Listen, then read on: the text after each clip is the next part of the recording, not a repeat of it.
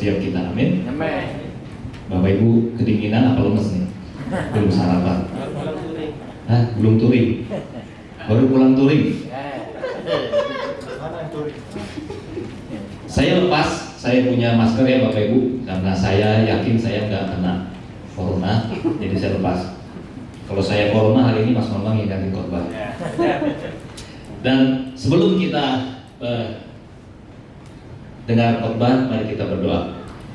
Bapa di surga, di dalam nama Tuhan Yesus, kami mengucap syukur karena anugerah, kasih karunia, rahmat Tuhan, kemurahan Tuhan, semua yang baik dari Tuhan, Tuhan berikan buat setiap kami. Kami boleh lewati satu minggu di dalam penyertaan perlindungan Tuhan, dan kami mengucap syukur buat semua yang baik. Bahkan apa yang Kau kerjakan dalam hidup kami mendatangkan kebaikan dalam segala hal. Dan pagi ini kami mau siapkan telinga kami mau siapkan Tuhan hati kami untuk firman-Mu yang masuk jadi rema, firman-Mu yang menjadi daging dalam hidup kami Tuhan. Pakai setiap kami, urapi setiap kami Tuhan, bahwa biarlah datang kerajaan-Mu dan jadi kehendak-Mu dalam kehidupan setiap kami. Kami rindu, kami boleh menggenapi firman Tuhan di dalam keluarga, di dalam komunitas kami. Datang kerajaan-Mu, jadi kehendak-Mu, dalam nama Tuhan Yesus kami berdoa. Haleluya, amin. Amin. Oke, Bapak Ibu Saudara sekalian, Shalom. Selamat pagi. Tadi pada saat Hesti berdoa untuk Bapak Ibu yang sakit, yang punya pergumulan, saya mau sampaikan seperti ini Bapak Ibu. Yohanes 9 ayat 1-3, ini bukan khotbahnya, tapi ini pesan Tuhan buat setiap kita. Waktu Yesus sedang lewat, ia melihat seorang yang buta sejak lahirnya. Murid-muridnya bertanya kepadanya, "Rabi, siapakah yang berbuat dosa, orang ini sendiri atau orang tuanya, sehingga ia dilahirkan buta?" Jawab Yesus, "Bukan dia dan bukan juga orang tuanya, tetapi karena pekerjaan-pekerjaan Allah harus dinyatakan di dalam dia." Jadi apapun yang Bapak Ibu bawa hari ini, sakit, pergumulan, masalah keluarga, apapun itu, ingat, pekerjaan-pekerjaan Allah harus dinyatakan di dalam kehidupan Bapak Ibu. Amin. Ya, jadi semakin banyak pergumulan, semakin banyak beban, semakin banyak pekerjaan Allah yang dinyatakan di dalam kehidupan Bapak Ibu. Amin. Jadi jangan Bapak Ibu takut, khawatir. Karena kalau orang Yahudi nanyanya jelas, ini siapa yang berdosa? Kan susah. Ya kan, kalau hari ini kita sakit mungkin kita berpikir dosa apa saya. Tapi firman Tuhan berkata bahwa pekerjaan-pekerjaan Allah, mujizat-mujizat Allah harus dinyatakan dalam kehidupan setiap kita. Jadi apapun kondisi kita hari ini, kita mengucap syukur karena kita akan mengalami pekerjaan Allah yang besar. Amin. Ya, coba lihat kiri kanannya dulu. Ini benar-benar kedinginan apa kelaparan? Sangat dingin ya? Dan lapar. Boleh minta tolong AC diturunin Pak? Ya Bapak Ibu, jadi saya akan lanjutkan dari apa yang teman-teman sudah sampaikan firman Tuhannya, dan hari ini saya akan cerita mengenai bagaimana kehidupan di dalam komsel, di dalam keluarga yang Tuhan mau. Ya, jadi saya percaya Bapak Ibu bahwa Tuhan ciptakan kita nggak bisa hidup sendiri. Betul? Kenapa Bapak Ibu menikah? Karena menggenapi firman Tuhan. Yang belum menikah mau menikah. Betul? Yang sudah menikah nggak boleh mau sendiri lagi. Ya, tetap harus berdoa apapun itu. Amin. Nah, Bapak Ibu, Tuhan ciptakan kita itu ada dalam satu rencana yang besar menurut saya, yaitu kita tidak bisa hidup sendiri. Ya, kalau kita hidup sendiri itu gampang kita ditelan sama iblis. Kenapa? Karena gampang kita diserang. Karena kita nggak punya teman, nggak punya orang, nggak punya saudara yang menolong kita. Nah, Bapak Ibu, saya dapat pencerahan cerita dari Markus 2 atau Lukas 5. Itu cerita mengenai orang lumpuh yang mengalami mujizat. Tapi ada hal yang menarik. Nah, kita mau baca bersama-sama dari Lukas. Lukas 5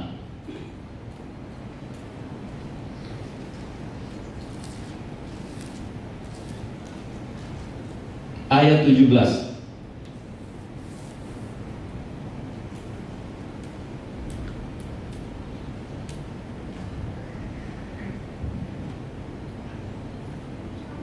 Oke, saya akan bacakan.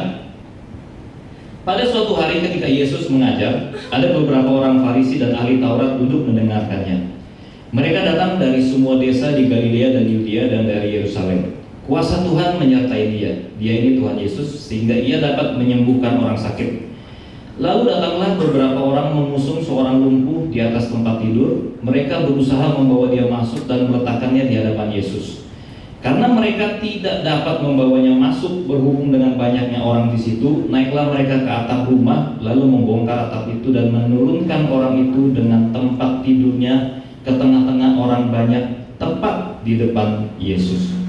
Ketika Yesus melihat iman mereka, berkatalah ia, "Hai saudara, dosamu sudah diampuni."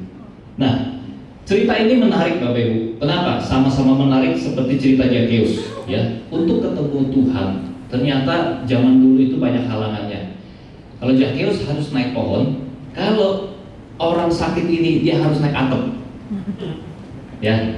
Tapi jangan bayangkan bahwa atapnya itu kayak kita sekarang, pakai kuda-kuda, pakai genteng, enggak. Zaman dulu rumah orang Yahudi itu atapnya rata, enggak terlalu tinggi. Ya. Jadi dibutuhkan usaha untuk ketemu Tuhan. Ya. Dibutuhkan inisiatif untuk ketemu Tuhan. Nah, yang menarik adalah gini Bapak Ibu. Kalau Zakheus itu ketemu Tuhannya dia sendiri, ya. Tapi orang sakit ini ketemu Tuhannya bersama dengan orang yang menggotong dia. Di Markus 12 itu di Markus 2 dituliskan ada 4 orang yang menggotong kasur atau tilamnya. Tapi di Lukas 5 ini tidak ditulis berapa orang, cuma ditulis digotong. Nah, saya menarik kesimpulan seperti ini. Ada komunitas, ada orang-orang yang mau menolong orang sakit ini. Ya. Nggak diceritakan di Alkitab, saya coba cek, nggak diceritakan itu saudaranya kah, itu keluarganya kah, itu orang dekatnya, nggak diceritakan. Tapi yang menarik adalah begini Bapak Ibu, 4 orang ini membawa 1 orang sakit itu, melakukan usaha, segala usaha, bongkar atap, supaya apa? Nah, di Lukas 5 ayat 19 ini menarik, ya. Karena mereka tidak dapat membawanya masuk berhubung dengan banyaknya orang di situ, naiklah mereka ke atap, lalu membongkar atap itu dan menurunkan orang itu dengan tempat tidurnya ke tengah-tengah orang banyak, tepat di depan Yesus. Nah, jadi Bapak Ibu, saya merenung, Tuhan, komunitas setiap kita, apakah menjadi komunitas yang membawa orang-orang yang membutuhkan Yesus itu tepat datang di depan Yesus? Mengerti maksudnya? Ya, apakah komunitas kita hari ini membawa jiwa-jiwa datang tepat ketemu dengan Tuhan sehingga mereka mengalami kesembuhan, mengalami mujizat, mengalami pemulihan? Ya, kalau Zakheus dia ketemu Tuhan, Tuhan bicara, "Saya mau numpang di rumahmu." Tapi 4 orang ini melakukan segala usaha menurunkan orang sakit itu tepat di depan Yesus supaya Yesus melihat orang sakit itu. Nah, saya menarik kesimpulan seperti ini Bapak Ibu. Apakah komunitas yang sedang kita jalani hari ini seperti itu, membawa kita ketemu dengan Tuhan atau membawa kita ketemu dengan yang lain? Ya, ini menjadi bahan perenungan. Karena kalau komunitas kita nggak membawa kita ketemu dengan Tuhan, udah pasti ketemu dengan yang lain. Pasti. Nah, dari 4 orang ini saya belajar, kok mereka bisa berpikir ya harus turunin tepat di depan Yesus dengan segala upaya, karena mereka udah nggak bisa masuk. Ada orang-orang berkumpul di depan rumah itu, tapi mereka nggak nyerah, pantang menyerah sampai akhirnya mereka turunkan orang itu tepat di depan Yesus dan Tuhan Yesus melakukan mujizat menyembuhkan. Nah, Bapak Ibu, kembali kepada refleksi apa yang kita hidupi hari ini. Ya, kita hidup dalam komunitas. Setuju? Ya, mungkin ada Bapak Ibu yang belum ada dalam komunitas. Saya mendorong Bapak Ibu masuk dalam komunitas. Karena kalau kita dalam komunitas, kita dibawa ketemu Tuhan. Betul? Amin? Atau komunitas kita membawa kita ketemu yang lain. Kalau komunitas kita membawa kita ketemu yang lain, mari kita sama-sama cari Yesus. Ya. Nah, 4 orang tersebut mereka mempunyai 3 poin yang saya tangkap. Pertama, mereka mempunyai kasih. Kalau mereka nggak punya kasih, nggak mungkin mau diangkat. Kalau kita nggak punya kasih sebagai PKS, sebagai anggota Komsel, nggak mungkin kita mau urusin orang. Betul nggak? Nggak ada orang datang ke Komsel, saya bawa berkat loh, saya bawa makanan, saya bawa duit nih, saya mau bagi-bagi. Nggak pernah Bapak Ibu. Semua hidup saya melayani Tuhan, nggak pernah. Ada orang datang Komsel mau bagi-bagi uang, mau bagi-bagi harta, nggak pernah. Yang dia bawa adalah pergumulan hidup. Yang dia bawa adalah masalah. Yang dia bawa adalah keputusasaan. Dan ternyata saya menemukan bahwa kalau kita nggak punya kasih, orang itu nggak ketemu Tuhan. Betul? Ya, kalau kita nggak punya kasih, orang itu nggak ketemu Tuhan. Makanya 4 orang itu mereka berkorban tenaga, waktu, perasaan. Saya bayangin kalau naik tangga aja untuk kita misalnya mau ke atap sendiri aja susah, ya.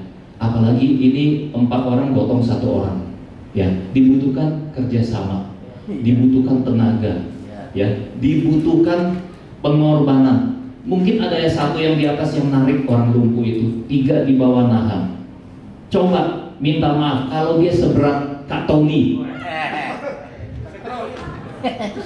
Dulu zamannya mungkin katrol belum ada, susah. Nggak mungkin juga dia diain-ain dilempar, nggak nyampe. Jadi perlu kerjasama yang membutuhkan hikmat. Mungkin ada 2 di atas, 2 di bawah dan diangkat. Ya, dan kita belum pikirin bagaimana cara dituruninya di tepat di depan Tuhan Yesus. Apakah diikat pakai tali, apa gantungan sama-sama? Kan kita nggak pernah bayangin kan. Tapi firman Tuhan menulis tepat di depan Tuhan Yesus. Ya, nah kalau nggak ada kasih, Bapak Ibu, 4 orang itu nggak mungkin mau gotong 1 orang ini. Ya, yang kedua, tadi yang pertama 4 orang itu mempunyai kasih. Yang kedua, 4 orang itu mempunyai satu kesatuan, kesepakatan atau tujuan, yaitu membawa orang sakit kepada Kristus. Nggak pernah ditulis juga yang dengar duluan siapa, 4 orang itu atau orang sakit itu. Maksudnya gini, orang sakit itu dengar, ada Tuhan Yesus, tolong dong angkat saya. Nggak ada ditulis kan? Nggak juga ditulis bahwa 4 orang itu mendengar bahwa ada orang yang bisa nyembuhin, yuk mau nggak sembuh? Nggak pernah ditulis Bapak Ibu. Ya, tapi kita percaya bahwa 4 orang dan 1 orang itu punya tujuan yang sama, yaitu mereka mau ketemu Tuhan Yesus. Datang ke Komsel tujuannya mau ketemu Tuhan Yesus, bukan mau ketemu masalah, bukan mau ketemu beban. Yang ketiga, ada kerjasama, ya, ada ketekunan. Cek 1 2, ada ketekunan. Sehingga pada saat mereka hadapi halangan pertama itu orang-orang yang berkumpul, ya, mereka nggak bisa lewat nih, kayak bagi sembako, ya, mereka cari cara lain, akhirnya mereka manjat ke atap dan mereka buka atap, ya. Ini juga menarik, cuman satu-satunya peristiwa yang ditulis orang sakit harus bongkar atap supaya ketemu Tuhan, iya kan? Ya, jadi maksud saya gini Bapak Ibu. Kalau dalam Komsel itu nggak ada kerjasama, amburadul. PKS mau kemana? Anggota Komsel mau kemana? Ya, kalau juga nggak ada ketekunan, nggak mungkin ketemu Tuhan. Begitu ketemu masalah, aduh udah deh, masa lalu terlalu berat. Tuh lihat dong, orang banyak, udah nggak mungkin kita bisa nganter lu ketemu Tuhan. Udah lu di sini aja ya, kan nggak mungkin seperti itu. Tapi ada ketekunan yang mereka lakukan sampai orang sakit itu ketemu Tuhan, mengalami kesembuhan. Nah Bapak Ibu, pertanyaannya, Komsel kita seperti ini nggak? Dan saya juga ngomong buat Komsel saya sendiri nih, karena saya juga PKS ya kan. Apakah kita membangun nilai seperti ini? Ya, 4 orang ini nggak diceritakan mereka percaya Tuhan, tapi mereka punya kasih Tuhan, mereka punya satu kesatuan, mereka punya satu kesepakatan, dan mereka punya kerjasama ketekunan yang akhirnya membawa 1 orang lumpuh atau orang sakit ini ketemu Tuhan dan mengalami mujizat. Nah Bapak Ibu, terus saya renungin gini, oh iya ya, bagus ya, orang lumpuh ini ketemu Tuhan sembuh. Nah ternyata proses kehidupan membawa kita ada kadang-kadang di atas, ada kadang-kadang di bawah. Betul? Saya merasa seperti ini Bapak Ibu. Bisa saja hari ini saya menjadi 4 orang yang menggotong orang sakit. Tapi besok-besok, 1 bulan, 1 tahun kemudian, bisa saja saya menjadi orang sakit yang digotong oleh 4 orang. Ngerti maksud saya? Ya, ya. Kalau kita tidak ada dalam komunitas, kalau kita sakit, siapa yang mau gendong kita? Siapa yang mau gotong kita? Betul? Ya, kadang-kadang kita merasa superpower, Superman. Semua saya bisa sendiri, nggak perlu orang lain. Ya, tapi akhirnya ada satu masa nanti, satu waktu bahwa kita juga sadar bahwa orang lain akan gendong kita ketemu Tuhan. Ya, itu yang kepala batu, kepala besi, kepala baja. Kalau dikasih tahu biasa nggak mau dengar kan?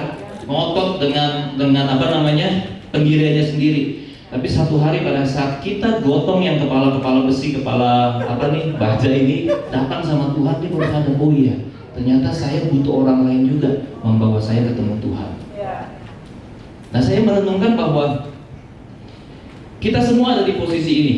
Kita bisa jadi 4 orang yang menggotong 1 orang sakit, atau kita bisa menjadi 1 orang sakit yang hari ini lagi digotong sama 4 orang.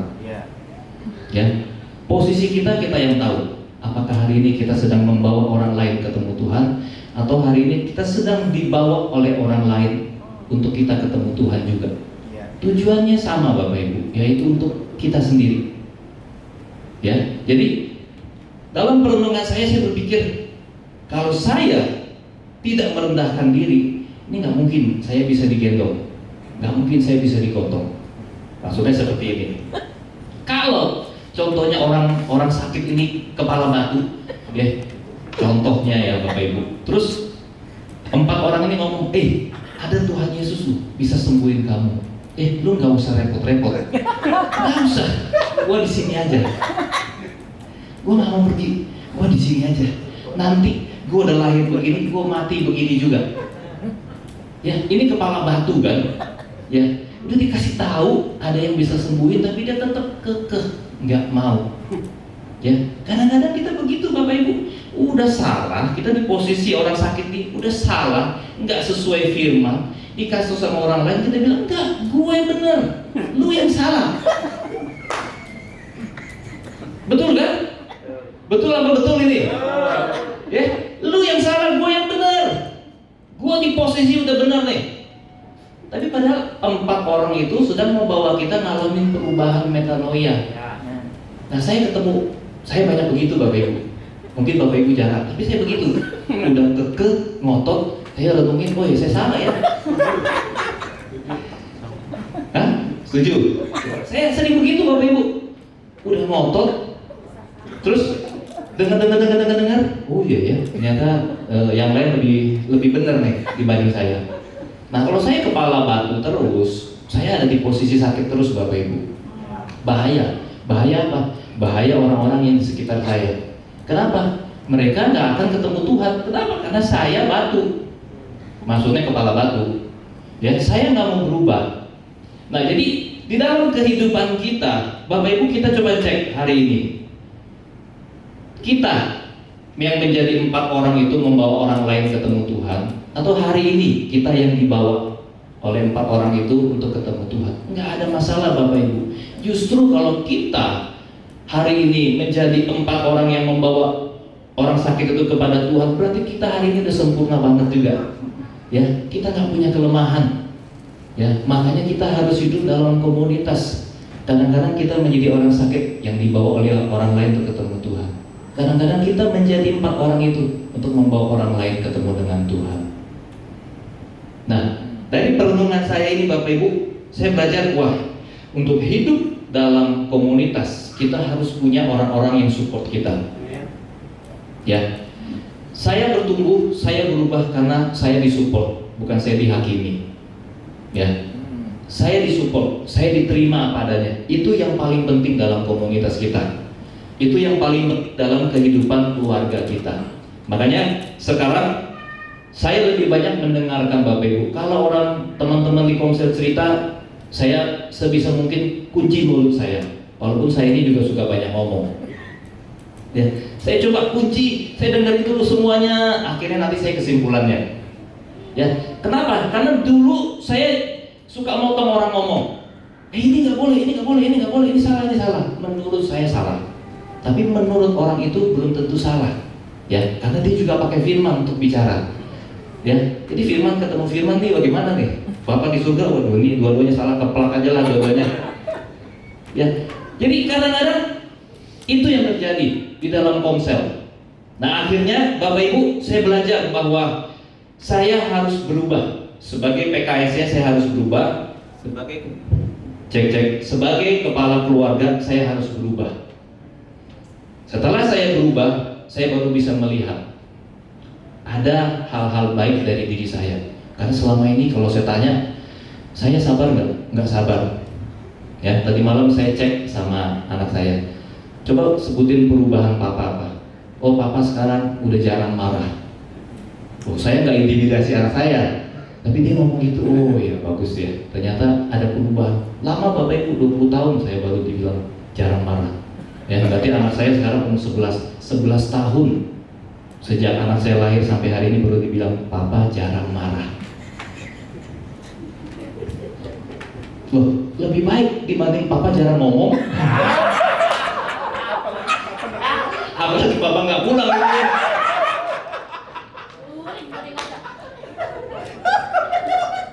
Jadi Bapak Ibu, perubahannya itu sederhana, tapi itu powerful Bapak Ibu.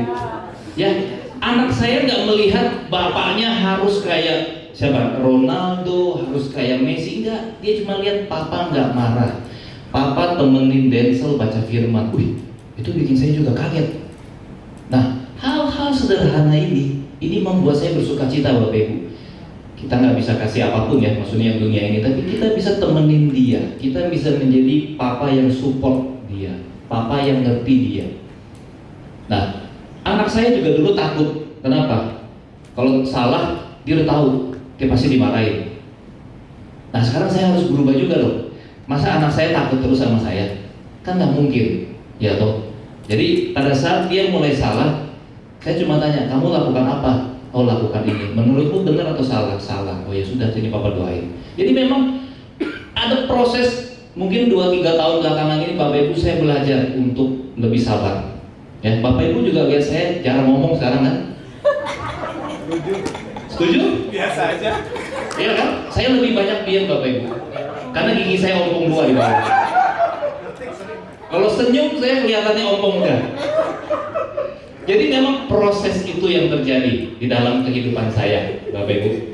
Nah, saya merenungkan kita harus punya orang-orang yang support kita. Ya, kita harus punya supporting community, orang-orang yang mensupport di dalam komsel supaya kita bisa ketemu Tuhan. Jangan sampai kita ketemu yang lain. Ya, pokoknya kalau datang komsel jangan sampai atmosfer hadirat Tuhan berubah menjadi atmosfer hadirat menghakimi. Ya, itu yang harus kita bawa. Nah, cuman di dalam prosesnya kan nggak segitu gampang. Ya, kemarin Mas Bambang cerita dia kalau makan dalam keluarganya bisa konflik. Ya, kemarin juga baru terjadi. Tapi saya dalam skala lebih besar.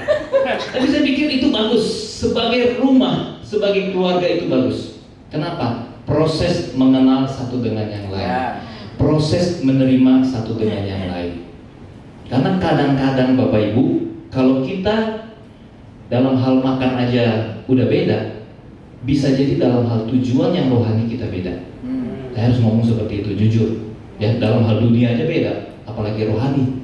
Gak mungkin dong, jarang.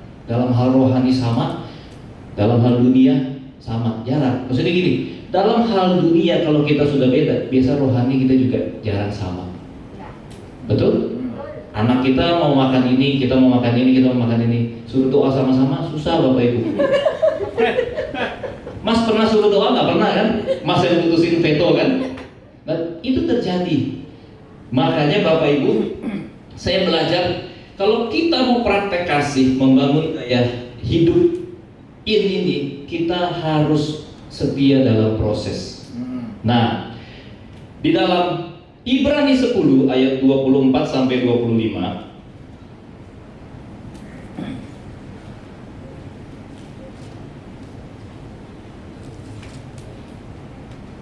Ini yang harus kita praktekkan Bapak Ibu.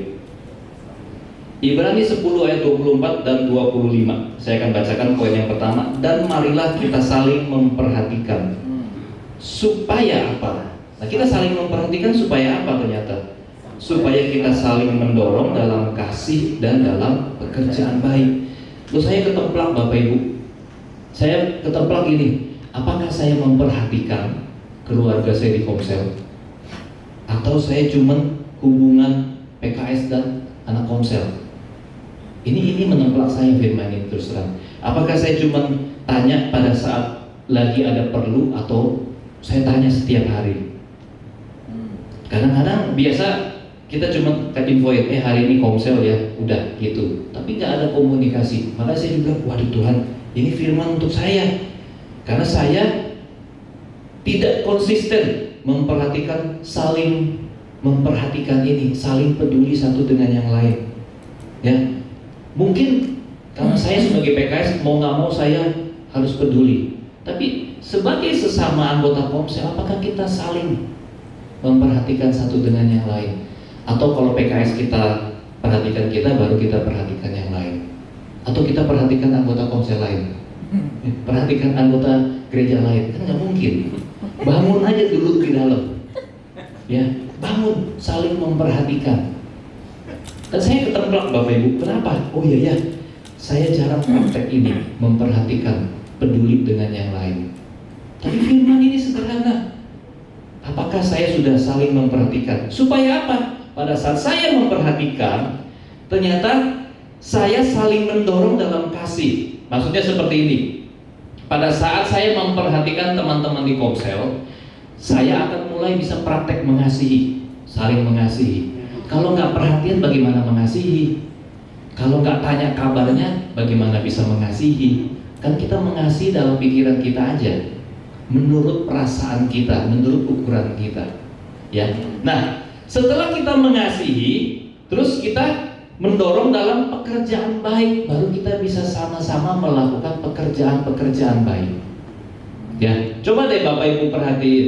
Kalau kita sering ngumpul, perhatian, mau makan apa?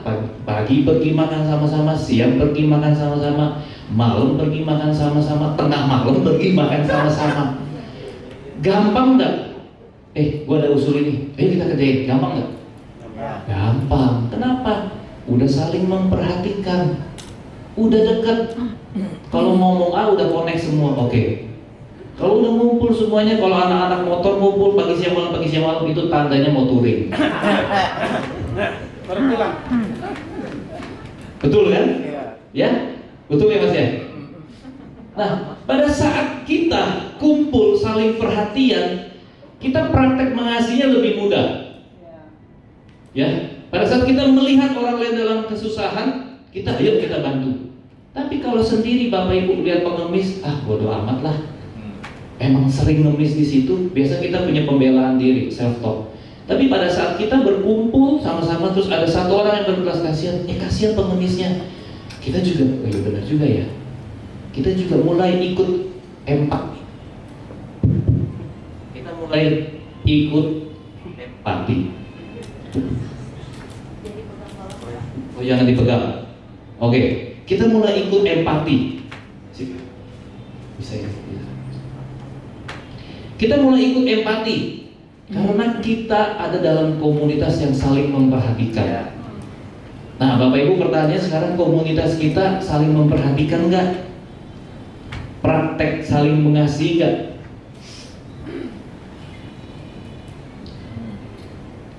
Saling mendorong nggak dalam pekerjaan baik? Kalau saya mau katakan Bapak Ibu, saya harus bertobat. Saya harus bangun ini kembali supaya ini menjadi komunitas yang Tuhan mau. Yang isinya adalah saling peduli, saling perhatian, saling bertanya, saling mendoakan. Kita selama ini kan mau bangun komunitas gaya hidup saling, tapi kita nggak pernah saling perhatian. Itu maksud saya merupakan dasar dari komunitas kita. Perhatianlah, pedulilah satu dengan yang lain. Walaupun kadang-kadang kita dibikin kesal, dibikin emosi, tapi justru di komunitas itu kita belajar dewasa dan bertumbuh. Nah, itu poin yang pertama Bapak Ibu. Jadi kita cek komunitas kita. perhatikan nggak? Terus saling nggak mengasihi dalam perbuatan baik dan dalam kasih. Yang kedua, janganlah kita menjauhkan diri dari pertemuan-pertemuan ibadah kita seperti dibiasakan oleh beberapa orang. Tetapi marilah kita saling menasihati dan semakin giat melakukannya menjelang hari Tuhan yang mendekat. Nah, ternyata di sini kita menemukan ada satu kata lagi, saling menasihati, Bapak Ibu. Nah, biasanya kecenderungan di komsel-komsel ini menurut saya asumsi Bapak Ibu, biasanya PKS ini menjadi orang yang serba bisa, nasihatnya paling ditunggu-tunggu. Betul? Ya, betul begitu? Pokoknya kalau PKS menasihati itu udah kayak setengah dewa. Nah, pelajaran buat kita adalah gini. Pada saat firman Tuhan ini kita dengar, tetapi marilah kita itu jamak, kita itu keluarga, komsel, saling menasihati. Berarti saya juga perlu dinasihati. Ya, saya juga perlu terima masukan. Saya juga perlu terima pandangan orang. Saya perlu terima cara pandang orang yang berbeda. Saya perlu terima masukan-masukan dari orang lain. Nah, paling susah kalau posisi kita pemimpin PKS lebih tinggi dari yang lain, biasanya kita nggak mau terima masukan, sulit terima masukan. Nah, bagaimana caranya? Rendahkan diri buat terima masukan. Ya, Bapak Ibu nanti kalau nggak mau terima masukan, sakit sendiri loh. Ya, nggak mau dibawa ke rumah sakit, ya sakit sendiri. Padahal orang lain bilang, ayo ikut, ayo ketemu Tuhan, Tuhan bisa sembuhkan kamu. Nah, semakin giat melakukannya menjelang hari Tuhan yang mendekat. Oh, ternyata begini Bapak Ibu, banyak orang di zaman dulu sudah ditulis bahwa mereka menjauhkan diri dari pertemuan-pertemuan ibadah. Mereka menjauhkan diri dari hafruta, dari komsel, dari ibadah. Nah, saya melihat, kayaknya banyak godaan ini. Saya melihat bahwa ini terjadi juga di zaman sekarang. Zoom ini mempunyai nilai plus dan mempunyai nilai minus. Ya, banyak orang suka Zoom, tapi akhirnya mereka meninggalkan persekutuan kasih yang sesungguhnya. Ya, Bapak Ibu percaya bahwa YouTube itu akan membuat orang akhirnya cuma diam di kamar nonton, semua terima sendiri, tapi dia nggak pernah praktek, nggak seimbang hidupnya. Jadi kita butuh komunitas supaya kebenaran yang kita terima itu kita praktekin. Saya mengasihi kamu walaupun kamu beda pendapat dengan saya. Saya mengasihi kamu walaupun kamu belum ngerti cara pandang saya. Saya mengasihi kamu walaupun tujuan kamu beda dengan saya. Nah, ini terjadi Bapak Ibu bukan hanya di komsel, tetapi ini juga terjadi di dalam keluarga. Konflik beda pendapat sering terjadi. Nah, saya menemukan bahwa ada beberapa hal yang membuat kenapa kita itu akhirnya, tunggu bentar Bapak Ibu ya, kita itu akhirnya konflik. Nah, Bapak Ibu mari kita cek di dalam Yakobus 4 ayat 1 sampai 2. Ini menjadi kebenaran Tuhan untuk membuat kita kembali kepada kasih. Saya akan bacakan. Kenapa sih Bapak Ibu bisa konflik dalam komsel? Kenapa sih Bapak Ibu bisa konflik dalam keluarga? Dari manakah datangnya sengketa dan pertengkaran di antara kamu? Yakobus 4 ayat 1 dan 2. Bukankah datangnya dari hawa nafsumu yang saling berjuang di dalam tubuhmu? Kamu mengingini sesuatu, tetapi kamu tidak memperolehnya. Lalu kamu membunuh, kamu iri hati, tetapi kamu tidak mencapai tujuanmu. Lalu kamu bertengkar dan kamu berkelahi. Kamu tidak memperoleh apa-apa karena kamu tidak berdoa. Apa yang Mas Bambang cerita minggu lalu saat Mas Bambang makan, itu juga saya alami Bapak Ibu. Ya, saya bertiga, Mas Bambang berlima. Mas Bambang lebih berat tekanan hidupnya. Pas pilih makanan, saya lebih gampang. Ya, Mas Bambang harus dengar 4 suara masukan. Kalau saya cuma 2. Ya, tapi biasanya kalau hati sudah nggak enak, mau makan semahal apapun rasanya nggak enak. Ya, karena kita terpaksa. Karena tiap-tiap orang itu mementingkan kepentingannya sendiri. Hal sederhana aja ketemu di dalam hal makanan. Tiap-tiap orang mementingkan kepentingannya sendiri. Ya, mau makan aja pentingin dia mau makan apa sendiri, betul? Apalagi hal-hal yang lain. Nah, Bapak Ibu, saya menemukan bahwa saya juga begitu ternyata. Kalau saya mau makan A, yang lain harus ikut. Kadang-kadang susah nih, saya mau makannya soalnya itu aja yang enak. Istri saya bilang, lu makan itu aja. Ya bagaimana? Maksudnya kalau udah enak bagi saya, ya udah enak terus gitu loh. Iya kan? Tapi istri saya bilang, rubah dong makan yang lain. Jadi kalau saya ke soto Lamongan, itu saya makannya soto aja, nggak pernah makan yang lain. Ya, kalau saya makan di tahu tek aja, saya nggak pegang tahu yang lain. Tahu tek aja. Kalau makan ayam juga ayam aja, nggak makan bebek, nggak makan yang lain. Nah jadi pada saat saya belajar, oh iya ya, saya nggak boleh pentingin kepentingan saya. Maksudnya gini Bapak Ibu, ambil contoh sederhana. Kalau makan buat diri sendiri, ya udah kita pilih menunya masing-masing. Tapi kalau makan tengah ini yang repot. Iya kan? Kalau makan tengah kan biasanya ini mau yang lain, ini mau yang lain. Nah, kadang-kadang kita dengan gampang ngomong apa? Terserah, silakan lu pesen apa deh. Ya, kita ikut makan. Tapi hati kita ngedumel dalam hati. Ini kan gak enak, ini kan gak enak, ini kan mahal. Nah, dari hal-hal kecil ini Bapak Ibu saya belajar bagaimana caranya supaya saya tidak mementingkan diri sendiri. Ya, dari makan aja pentingin diri sendiri. Apalagi dari yang lain. Ya, kalau suami istri, ya kita udah tahu nih ya, pasti ada sering konflik karena suami lebih mementingkan kepentingannya sendiri juga. Betul? Banget. 1, 2, 3. 1, 2, 3? Yes. Betul kan? Ya, suami-suami ngerti apa yang saya bicara. Iya kan? Kadang-kadang kalau misalnya udah nggak dapat balik badan, ya pindah tidur tempat lain. Nah itu kenapa? Karena mementingkan kepentingannya sendiri. Bapak Ibu, ini proses seumur hidup menurut saya yang kita harus bangun. Di dalam komsel, di dalam keluarga, pada saat kita mementingkan diri sendiri, di situ timbul sengketa dan pertengkaran. Betul? Nah, beberapa waktu ini kita sering mendengar bahwa sebelum kita bawa persembahan kita harus bereskan. Ya. Nah, saya menemukan Bapak Ibu, mungkin saya ada kasih tiga hal sederhana aja. Pada saat Bapak Ibu tahu ada sesuatu yang gak beres di hati saudaramu, Bapak Ibu langsung ambil inisiatif.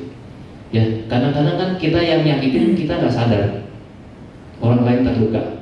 Tapi kita bisa lihat dari responnya dia, kita bisa lihat dari gesturnya dia, kita bisa lihat dari responnya dia terluka sama kita. Apalagi di dalam komsel Bapak Ibu lebih gampang. Kalau di jemaat ini lebih luas. Tapi dalam komsel kalau kita mulai sengketa, ya kita mulai pertengkaran, biasanya nanti ada satu nggak datang ibadah, satu nggak datang komsel, segera bereskan. Ya. Firman Tuhan bilang, kalau kamu mempersembahkan sesuatu tapi hatimu ingat ada keberatan orang lain, jangan persembahkan dulu, cari orang itu. Maksudnya gini Bapak Ibu, sebelum kita minum dan makan perjamuan kudus, kalau orang itu ada di ruangan ini, Bapak Ibu hampiri, Bapak Ibu minta maaf, selesaikan. Baru Bapak Ibu lakukan perjamuan kudus. Kalau orang yang nggak ada di tempat ini, setelah pulang dari gereja, ambil waktu ketemu, selesaikan. Nah, pada saat menyelesaikan, yang pertama yang kita ngomong apa? Udah akui aja, saya salah. Ya, Bapak Ibu pada saat kita akui kita salah, itu biasanya saling maaf-maafin, betul? Ya. Saya juga salah, minta maaf, selesai kan, beres, nggak panjang. Tapi kalau kita datang langsung, lu salah sih, lu begini, panjang tuh. Tapi saya minta maaf ya, saya salah.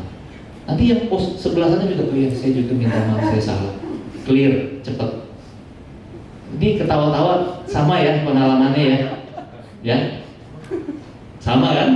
Nah, jadi ambil inisiatif, akui kesalahan, terus jangan serang orangnya Bapak Ibu, serang masalahnya, selesaikan masalahnya. Kita ini suka serang orangnya, maksudnya gini, lu sih gak berubah. Nah, jadi yang diserang itu pribadinya, ya harusnya diserang. Masalahnya itu, waktu itu gua suruh lu jangan pindahin barang, tapi lu pindahin barang. Nah itu loh, kenapa dipindahin? Gitu. Tapi enggak, lu sih dikasih tahu nggak pernah mau dengar. Nah itu orang pasti akan langsung emosi. Nah, hal ini sederhana Bapak Ibu, tapi terjadi di dalam komsel, di dalam keluarga. Nah saya bayangin kalau dalam keluarga kita nggak ada kasih, pasti rontok satu-satu. Saya punya PR Bapak Ibu. Saya punya PR, ada beberapa komsel saya juga yang gak hadir di ibadah gedung ini. Saya harus cari, saya harus perhatiin, ya. Itu menjadi bagian bersama. Nah makanya hari ini saya mengajak Bapak Ibu, yuk jangan bebankan beban ini hanya ke PKS, tapi ambil beban ini bersama-sama. Ya, Bapak Ibu nggak kasihan PKS Bapak Ibu tambah kurus. Ada beberapa yang tambah melar, ada yang tambah kurus. Ya, rambut tambah putih, rambut semakin berkurang, ya, muka sudah berubah. Kenapa? Karena menanggung nasib komsel sendiri, Bapak. Mas Mamang menanggung nasib jemaat sendiri. Lah, sekarang saya belajar, saya mau jadi 4 orang itu Tuhan, yang gotong orang lain jadi, bawa orang lain ketemu Tuhan. Ya, saya nggak mau jadi satu orang sakit. Mau ngapain Tuhan Yesus sudah mati buat saya, udah bebaskan saya, udah kasih saya kemenangan. Ngapain saya ngambil keputusan jadi orang sakit terus? Saya berharap kita mau dapat pencerahan, perubahan pikiran bahwa hari ini kita harus jadi 4 orang yang menggotong satu orang, bukan kita terus yang digotong. Ya, nah, saya cerita ini kenapa? Karena kalau pergumulan tentang PKS-nya ditanggung sendiri Bapak Ibu, banyak PKS yang sakit dalam terus terang.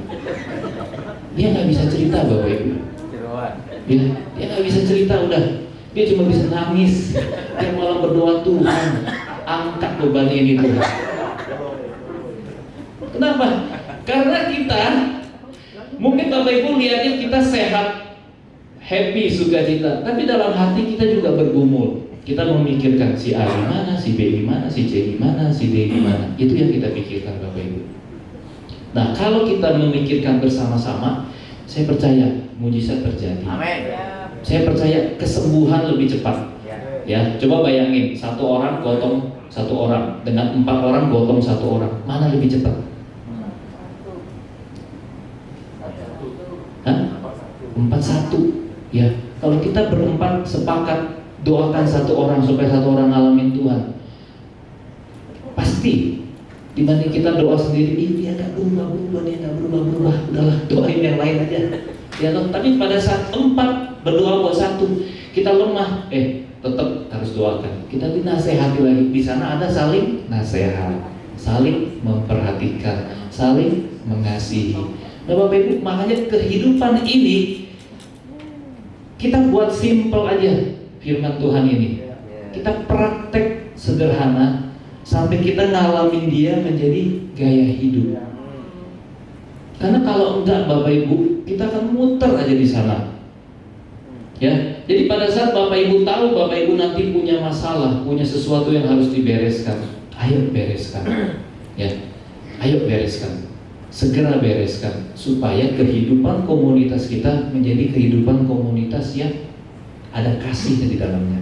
Nah yang terakhir Bapak Ibu, ini firman hari ini saya bawa lagi, firman yang ada di renungan. Jadi Filipi 2 ayat 5.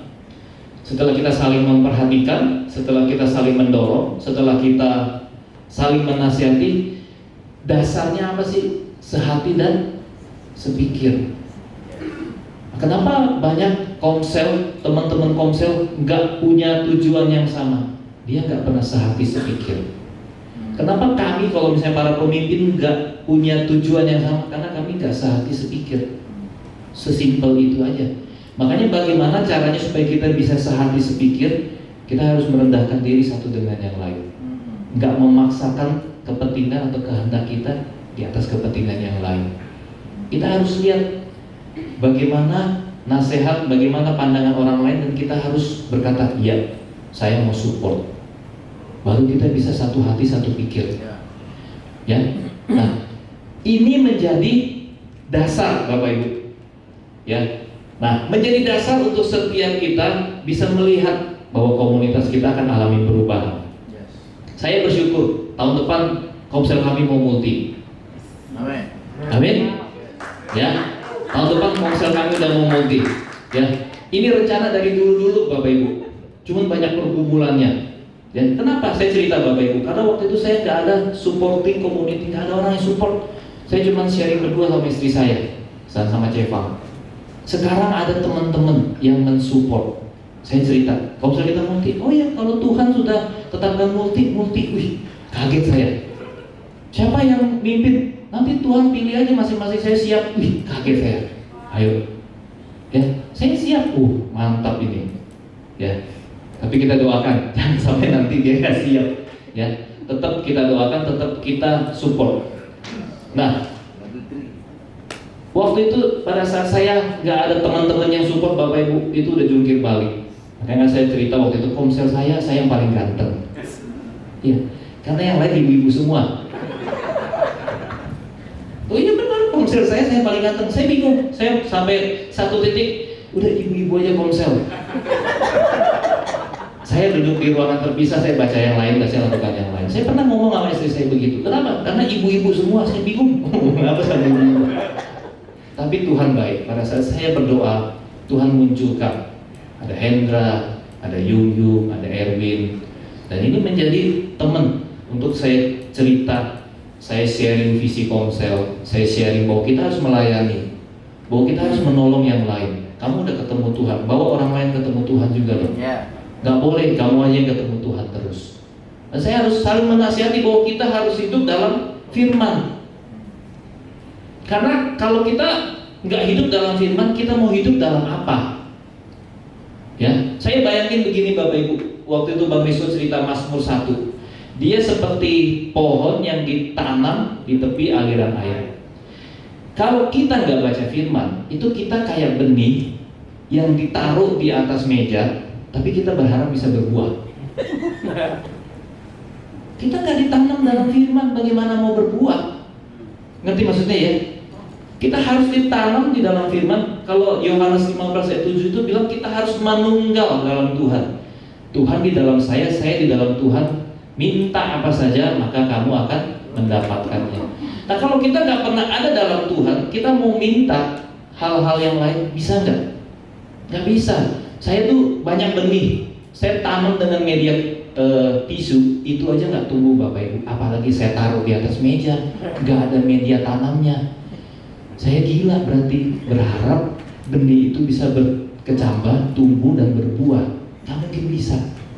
Nah begitu juga dengan setiap kita. Kalau kita nggak tinggal dalam firman, apa yang kita mau hasilkan? Nggak ada. Karena hanya firman yang bisa memerdekakan. Ya, saya bersyukur maksudnya gini. Setiap di kita Komsel, mereka ketemu Tuhan sendiri. Bukan saya yang paksa. Karena kalau saya paksa mereka ketemu Tuhan, berarti mereka ngalamin perubahan itu karena saya. Tapi mereka ngalamin perubahan itu karena Tuhan memberikan kemerdekaan.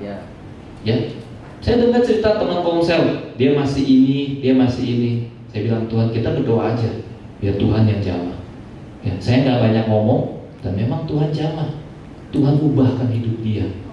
Jadi yang paling benar adalah bahwa setiap hidup mereka ketemu Tuhan.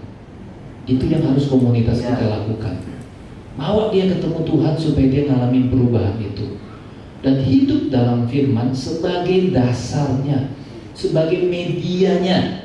Ya, media. Bapak Ibu tahu media? Media. Bukan media, media. Sebagai tempat di mana kita menaruh benih itu. Itu media namanya. Ya, kita bisa bertumbuh kalau kita medianya firman. Tenggelam dalam firman, hidup dalam firman. Kita bisa berbuah di sana. Ya, makanya Bapak Ibu, sebenarnya sederhana menurut saya firman Tuhan itu. Yang perlu kita belajar adalah kita mengalahkan ego kita sendiri. Kita perlu mengalahkan daging kita sendiri supaya kita bisa berbuah. Nah, Bapak Ibu, mau kita bangun Komsel yang membawa orang lain ketemu Tuhan? Ya. Ya, mau kita bawa istri kita ketemu Tuhan? Mau kita bawa anak kita ketemu Tuhan? Mau kita bawa orang tua kita ketemu Tuhan? Mau kita bawa orang lain ketemu Tuhan? Itu jadi bagian kita. Itu menjadi tugas kita. Seperti 4 orang yang menggotong 1 orang, supaya mereka bisa ketemu Tuhan. Dan saya berharap, saya berdoa supaya komsel kita juga menjadi komsel seperti itu. Ya, tahun 2021 menjadi tahun terobosan. Ya, ada PKS baru, amin. Amin. Ada komsel baru, ada jiwa-jiwa baru yang Tuhan kasih. Yes. Ya, nah ini menjadi satu berkat Tuhan bagi setiap kita, Bapak Ibu. Ya, kalau nanti dari hari ini ada sekitar 9 komsel akhir atau di pertengahan 2021 ada 18 komsel. Wih, Bapak Ibu bisa bayangin kan? Tuhan ada di mana-mana. Yes. Ya, banyak orang dipulihkan, banyak orang disembuhkan. Bahkan pada saat nanti kita ibadah, kita udah nggak tahu ini siapa, ini siapa, ini siapa. Karena Tuhan bekerja. Amin. Ya, karena komselnya menangkap spirit, komsel menangkap apinya. Nah, saya berharap apa yang hari ini Bapak Ibu dengar kita praktekin sama-sama. Amin. Komsel kita kalau hari ini masih 2-3 orang, kita berdoa. Karena jiwa-jiwa, karena Tuhan, jiwa-jiwa sudah menguning, siap dituai. Nah, mari kita pagi ini kita datang sama Tuhan. Kami mau Tuhan sepakat, kami mau Tuhan satu pikiran, kami mau Tuhan satu hati dengan Engkau sebagai pemilik dari hidup kami, pemilik dari gerejamu, pemilik dari komunitas, pemilik dari keluarga kami, Tuhan. Ya. Pagi ini kami mau belajar merendahkan hati kami. Kami hidup dalam komunitas Ya. yang Tuhan bangun. Kami dibersihkan dari kepentingan-kepentingan kami, Tuhan. Dan kami menaruh pikiran dan perasaan Kristus bersama-sama di dalam komunitas kami, sehingga kami bisa bergerak bersama-sama ke arah yang Tuhan mau, sehingga kami bisa bergerak bersama-sama Tuhan untuk menuai jiwa-jiwa yang ada.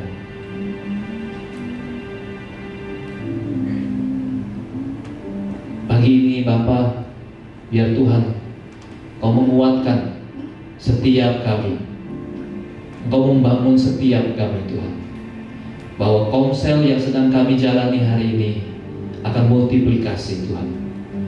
Komsel yang kami jalani hari ini akan mengalami terobosan Tuhan. Bahwa ada PKS-PKS yang baru, bahwa kamilah Tuhan pemimpin-pemimpin yang baru. Tuhan sedang siapkan kami untuk kami mengambil tanggung jawab lebih besar lagi Tuhan. Sama seperti Musa gak pandai bicara Tuhan, tapi Musa punya hati.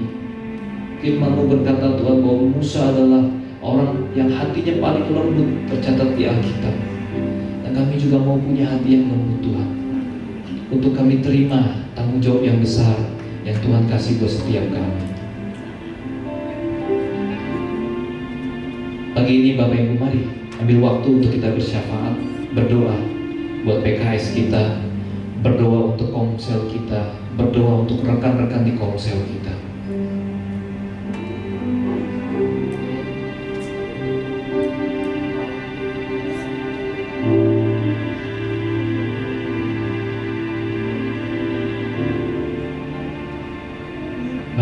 Mari kita bersyafaat. Kami berdoa Tuhan, kami berdoa buat rekan-rekan komsel kami. Kami berdoa buat mereka yang sedang lemah, Tuhan kuatkan. Kami berdoa buat mereka yang sedang mengalami pergumulan, Tuhan. Mereka boleh menemukan kekuatan di dalam Engkau, menemukan kasih karunia di dalam Engkau. Mereka yang sedang sakit, kami berdoa Tuhan, mereka bertemu dengan Engkau. Firman-Mu menyembuhkan mereka Tuhan. Kami berdoa buat para pemimpin, para PKS yang ada hari ini, apapun yang sedang mereka alami Tuhan, pergumulan, kekhawatiran, ekonomi, kesehatan, masa depan. Bapa, kami berdoa Tuhan untuk pemimpin pemimpin-pemimpin kami. Kami berdoa memberkati mereka Tuhan. Roh mereka tetap menyala-nyala, hati mereka tetap mengasihi Tuhan, hati mereka tetap mengasihi jiwa-jiwa, hati mereka tetap mengasihi rekan-rekan di Komsel yang ada Tuhan. Kami berdoa di dalam nama Tuhan Yesus. Buat rekan-rekan di Komsel kami Tuhan, mereka yang hari ini sudah tidak pernah beribadah bersama-sama, sudah tidak pernah Komsel lagi bersama-sama, kami berdoa di dalam nama Tuhan Yesus. Tuhan, buka hati mereka. Tuhan, taruh lapar dan haus di hati mereka, supaya mereka Tuhan rindu mencari Engkau Tuhan, supaya mereka mengalami jamahan-Mu Tuhan, supaya mereka mengalami kuasa dan kasih-Mu Tuhan. Kami mau Komsel kami menjadi Komsel yang bisa menjawab kebutuhan, karena ada Kristus di tengah-tengah Komsel kami. Karena Engkau Tuhan yang menyelesaikan, yang memuaskan. Engkau yang Tuhan membuat mereka yang lapar menjadi kenyang. Engkau yang membuat mereka yang sakit menjadi sembuh. Engkau yang membuat mereka yang terluka, luka mereka dibalut dan mereka sembuh dari setiap luka yang ada. Kami mau hadirkan Kristus di tengah-tengah Komsel kami. Kami mau sehati dan sepikir, menaruh pikiran dan perasaan yang terdapat juga di dalam Kristus. Kami mau mengasihi satu dengan yang lain. Kami mau menerima satu dengan yang lain. Kami tidak mau menghakimi Tuhan. Kami tidak mau asumsi Tuhan. Ampuni kami kalau ada banyak penghakiman, kalau ada banyak tuntutan Tuhan, kalau ada banyak cara pandang yang salah, perkataan kami yang salah di tengah-tengah Komsel kami, bahkan di tengah-tengah keluarga kami. Cara pandang kami salah antara suami dengan istri, perkataan kami selalu menyakitkan suami dengan istri, orang tua dengan anak. Ampuni kami Tuhan, pulihkan, sembuhkan Tuhan. Kami mau hadirkan Kristus di tengah-tengah keluarga kami. Kami mau hadirkan Kristus di tengah-tengah Komsel kami. Kami mau hadirkan Kristus di tengah-tengah pekerjaan kami, di tengah-tengah kuliah, di tengah-tengah sekolah. Kami mau hadirkan Kristus dimanapun Tuhan kami berada. Karena kami percaya pada saat orang sakit, pada saat orang lumpuh, kami bawa kepada Kristus. Mereka mengalami kesembuhan, mengalami mujizat Tuhan. Kami berdoa pagi ini untuk setiap Komsel yang ada Tuhan.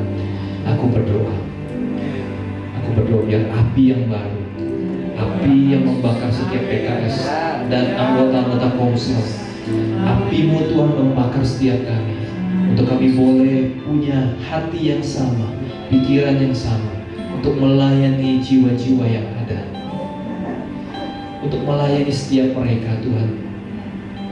Karena bagi Tuhan setiap orang adalah jiwa. Gak peduli apapun masalah, apapun latar belakang mereka, bagi Tuhan mereka adalah jiwa. Dan kami juga mempunyai cara pandang yang sama Tuhan. Kalau ada orang-orang sakit, ada orang-orang yang susah ditolak dari dunia, mereka datang ke Komsel kami. Kami katakan kami bersuka cita karena Tuhan mempercayakan orang-orang sakit ini untuk mereka bisa ngalamin mujizat, ngalamin Tuhan di Komsel kami Tuhan. Kami tidak mau tolak mereka, kami mau terima mereka dengan kasih. Kami mau terima mereka dengan kasih Tuhan. Siapapun yang Tuhan akan kirim, siapapun yang kami temui, siapapun yang kami kunjungi, kami datangi Tuhan. Apapun persoalan mereka, Tuhan, Engkau akan menyelesaikan. Kami hanya alat-Mu Tuhan. Terima kasih Tuhan. Terima kasih Tuhan. Terima kasih. Pagi ini juga terlepas setiap ikatan-ikatan. Pagi ini juga terlepas setiap beban berat, setiap tipu daya iblis yang menipu setiap kami Tuhan, yang membuat kami berbeban berat. Terlepas di dalam nama Yesus. Kami putuskan di dalam nama Yesus. Kami mau katakan pada saat kami melayani di Komsel, ini bukan beban, ini kehormatan Tuhan. Melayani Allah yang hidup dan melayani jiwa-jiwa ini kehormatan. Karena bukan kami yang memilih untuk kami melayani mereka, tapi Engkau yang memilih kami. untuk kami melayani mereka Tuhan, untuk kami terus berbuah dan buah kami tetap Tuhan.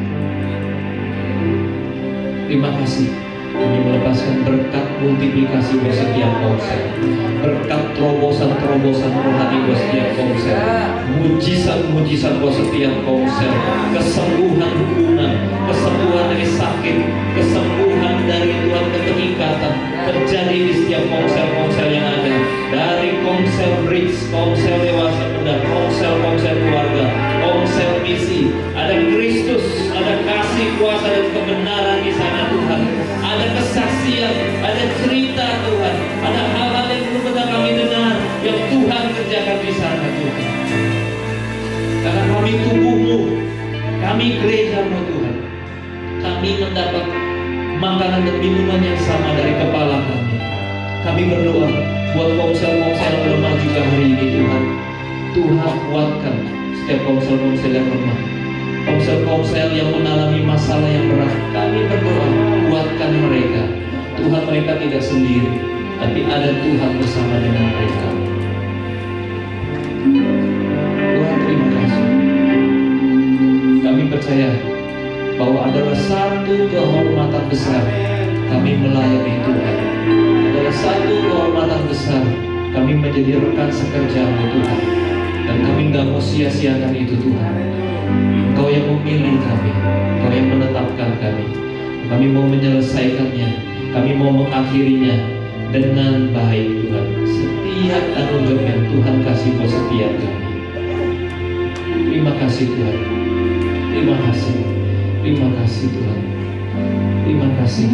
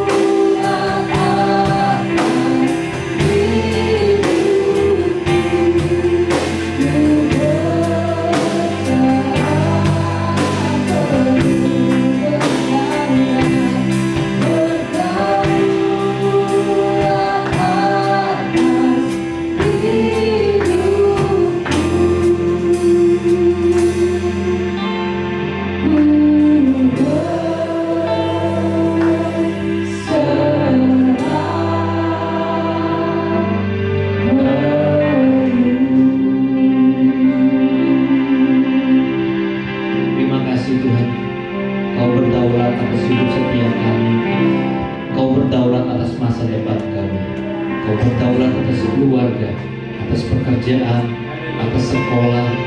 Kau berdaulat atas setiap pelayanan yang ada. Tuhan, kami hanya hamba-Mu, dan pagi ini kami mau katakan bahwa kami butuh Kau. Di setiap hal yang kami kerjakan, kami berdoa, kami boleh menerima rahmat, kasih karunia, anugerah, pertolongan Tuhan yang tepat pada waktunya, sehingga kami bisa menyelesaikan apa yang Tuhan percayakan buat setiap kami dengan baik, dengan tanggung jawab Tuhan. Bapak terima kasih buat ibadah raya kami hari ini. Apa yang kami telah terima daripada Tuhan, biar Roh Kudus yang materaikan, Roh Kudus yang bekerja dalam setiap kami. Biar kami praktek gaya hidup saleh ini Tuhan dengan konsisten. Kalau kami lalai, ingatkan kami lagi. Kalau kami tidak tekun, ingatkan kami kembali lagi Tuhan. Dalam komunitas kami, untuk kami terus lakukan ini sampai kami melihat bahwa Tuhan, Engkau tinggal dan Engkau menyatakan kebesaran-Mu di antara kami Tuhan. Terima kasih. Kami akan menyelesaikan ibadah kami. Kami akan menyelesaikan Tuhan perayaan kami, sukacita kami Tuhan. Dan kami membawa ini terus setiap hari. Hubungan kami Tuhan dengan Engkau. Setiap hari, setiap saat kami mau terus bawa Tuhan. Sampai kami nanti boleh beribadah lagi bersama-sama di komsel maupun di ibadah raya. Kami boleh alami sukacita surga ini bersama-sama dengan keluarga kami. Terima kasih Tuhan. Terima kasih Tuhan. Mari Bapak Ibu Saudara angkat kedua tangan kita. Kami mau terima berkat dari Allah Bapa, cinta kasih dari Tuhan Yesus dan penyertaan dari Roh Kudus yang memberkati, mengurapi, menyertai pribadi setiap Bapak Ibu, pekerjaan, pelayanan, keluarga, masa depan. Bahkan di tengah-tengah pergumulan, di tengah-tengah beban yang Bapak Ibu hadapi, percayalah bahwa Tuhan sedang menyatakan pekerjaan-pekerjaan yang besar dan Dia tidak pernah meninggalkan engkau. Dan kami mau terima semuanya Tuhan, berkat-Mu, penyertaan-Mu, kasih karunia-Mu, dengan ucapan syukur, dengan terima kasih kepada Engkau. Mari setiap Bapak Ibu yang menerimanya, kita sama-sama katakan amin. Terima kasih Tuhan Yesus memberkati.